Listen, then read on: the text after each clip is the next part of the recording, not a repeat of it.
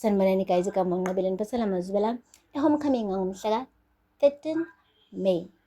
USifiso-ke guys ugcine decide ukuthi athe i-loan ukuze-ke akhele uZethu umuzi lo o-L shape. uZethu-ke ufuna i-upstairs ne-downstairs, kodwa-ke uSifiso umtshelile ukuthi amandla akhe awamakhulu, uzomakhela nje indlu emiswe oka-L, futhi-ke ngeke zibe nawo ama-aluminium windows. uZethu-ke wajabula bandla, kubonakala ukuthi hayi cha uyazenzisa u-girl, le ndlu akayithandi neze. Kodwa-ke kuthiwa kubonga okuncane kubonga okukhulu. Akupheli-ke lapho, uZethu uphinde wahamba-ke waya le endlini la kuhlala khona-ke uMaNkwanyana eyolethela uMpendulo i-medication ye-immunity kanye namavithamini. Uma efika nje khona endlini, hhayi uMaNkwanyana kwamane konakala usuku lwakhe, wanyipha ngisho esweni. Kwawuyena uMaNkwanyana-ke ogcine sekuwukuthi-ke uyajabula ukubona uZethu. Ushilo-ke ukuthi ngilethe i-medication kaMpendulo la, oqeda wayibeka phezu kwetafula uZethu. Hhayi wabonga-ke guys uMaNkwanyana. uZethu hhayi washaya ismile bandla, ethi phela noMaNkwanyana uzosmayila, wayibukela nje uMaNkwanyana. Kuthe kusanjalo-ke wangena uVusi ephethe-ke ubisi olusanda kuphuma nje enkomini lakhe yabo, elisengwe manje nje, hhayi eliphethe ngojeke. Washo ukuthi hayibo, ngithi angilethele nalo ubisi la, ngilinikeze uBabucele, inkomo yakhe igama layo kuthiwa uMsila, ihiqize lonke lolu bisi namhlanje. Hhayi wabonga-ke guys-ke uMaNkwanyana, futhi uMaNkwanyana-ke yena wagijima nebhodlela laMpendulo, wathela lolu bisi olufika manje noVusi, efuna ukwencelisa phela-ke uMpendulo lona. Guys, phambi kwabani yena uZethu, udokotela wonke, umane nje wathi hayibo MaNkwanyana wenzani? Wathi yini manje? Wathi ncelisa ingane ubisi olu-unpasteurized, uyazi maningi kanjani amagciwane kulolo bisi? Wathi ha nakho-ke Dr. Zethu useqalile futhi. Yini inkinga yakho? Yiphi wena ingane onayo izele le ekwenza ukuthi ube nelungelo lokungitshela ukuthi mina ngikhulise kanjani ingane yami? Wathi uZethu yebo kona ngakabi yena umzali, kodwa phela into erongi. Uma ukuthi awungikholwa-ke mina hamba kobuza umngane wakho uThando noma-ke uMetron ukuthi ku-right nokuthi uphuzise ingane ubisi olu-unpasteurized.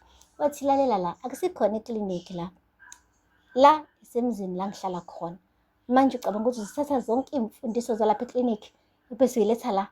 Kahle wena, akukhona la okuhambeni eklinikhi la wonke umuntu omgcagcaza khona emakhanda.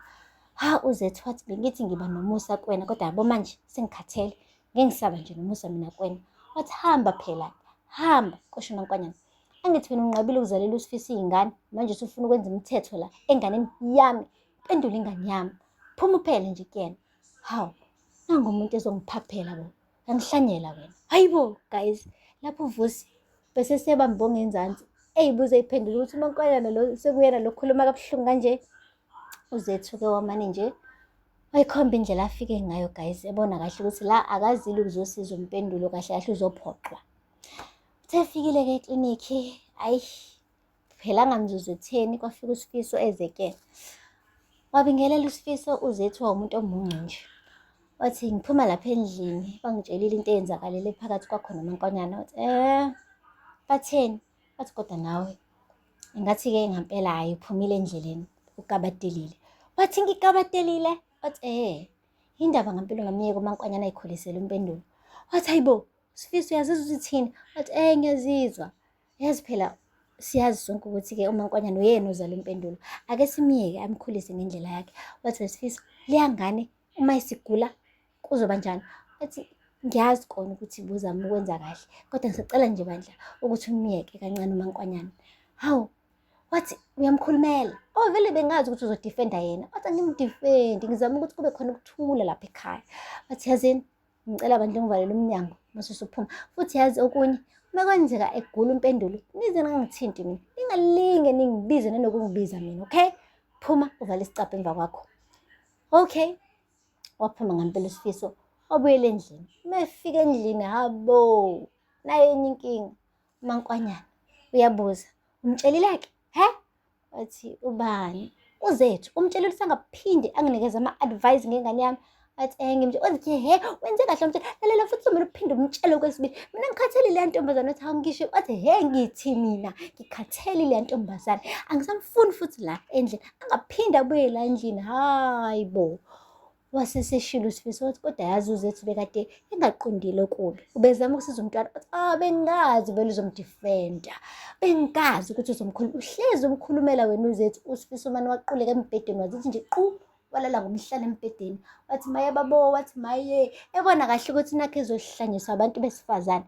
Uma eya kuZethu eyomtshela ukuthi akahlukane noMaNkwanyana, uZethu uthi udifenda uMaNkwanyana. Eze kuMaNkwanyana athi uzama nakhona ukuthi athi hawu phela nawe ukuwehlisa umoya for uZethu uthi yabo ungamloku uza ngolaka uzama ukukhuluma kahle naye kuthiwa futhi udifenda uZethu wena. So manje akasazi ukuthi umnguphi ngempela uSifiso manje. Konke akwenzayo nakushow kube ngathi khona amvunayo kunomunye. Welcome to Isithembu-ke guys, isinjalo. Akupheli-ke lapho. uMetronic-ke kube kwaba nalo mfundisi lo obhizi kule iy'nsuku omfuna u-250,000 ukwakha indlu phela yabantu abadala abangahlali namuntu ukuze bekwazi ukuthi behlale ndawonye benakekele njenge-old age home. So uMetron besezokhipha ku-250,000 wama-savings akhe empilo yakhe yonke ukuthi anikezele umfundisi lo. Hhayi-ke kanti ngenhlanhla-ke uzala uShobane. Shobane-ke usuke le kwaNdonga Ziyaduma weza la eNatal ukuzosiza uma wakhe kulesi sigebengu lesi. Wonke umuntu-ke bengamkholwa esho nje kahle ukuthi lo mfundisi okuyena yena. Futhi-ke naye bekade shaya intshumayelo enzima kabi mebemsola esho kahle ukuthi babusisiwe abakholwa bengabonanga. Hhayi-ke ngenhlanhla kuShobane uhlanganisa 1+1 wabona ukuthi hayibo kunobugebengu kade budlangile lapha esigodini sase-Okhambeni ekade kuhlaselwa nje omama abahlala bodwa kuphela.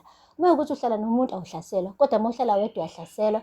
Then sekufika lo mfundisi uthi omama abahlala bodwa mabakhelwe i-old age home. Kubonakala ukuthi ngeke le gebengu beyigqekeza emzini yomama abahlala bodwa besithunywa uyena lo mfundisi. Nangampela-ke bababuza-ke labasolwa ababili kade beboshiwe ukuthi ubani enimsebenzelayo, basho ukuthi uyena lo mfundisi lo. Hhayi nangampela bemfica kahle esathi ushumayeza-ke omama bambopha kanjalo-ke uShobane bekade ehleka yedwa ebona ukuthi-ke wambamba unogwaja oyisigelekece okade ebhizi eqola omama abahlala bodwa emakhaya abo. Guys, uMetroni ikhanda liphithene. Uyazazi ukuthi uclever kodwa bengazi ukuthi angaqola umfundisi nje ambone kungekudala nje. Futhi nje amahloni amphethe ngoba nje phela uzaze engathi nje uqhozasi ubengazi ukuthi naye angaka-blindsidwe kanjeya ngoba am-blindsidile guys. Ubesese ready ukuthi akhiphe 250,000 kalula kanjalo nje awunikeze lo baba lo angamazi nanokumazi. Guys, kwaze kwamsiza-ke ukuthi-ke azaleke nangoShobane usemane nje wamseyivela imali yakhe engakayikhiphi ngisho nanokuyikhipha ukuthi ayinikeze lo gelekejana wamfundisi. Aphela lapho-ke mazibela namhlanje ningakhohlwa ukusubscribe nilike nikhomente. Until next time, bye. Sanibonani guys, igama uNqabeleni Mphathela Mazibela e-homecoming ngomhla ka-13 May. uSifiso-ke guys ugcine decide ukuthi athe i-loan ukuze-ke akhele uZethu umuzi lo o-L shape. uZethu-ke ufuna i-upstairs ne-downstairs kodwa-ke uSifiso umtshelile ukuthi amandla akhe awamakhulu uzomakhela nje indlu emiswe oka-L futhi-ke ngeke izibe nawo ama-aluminium window.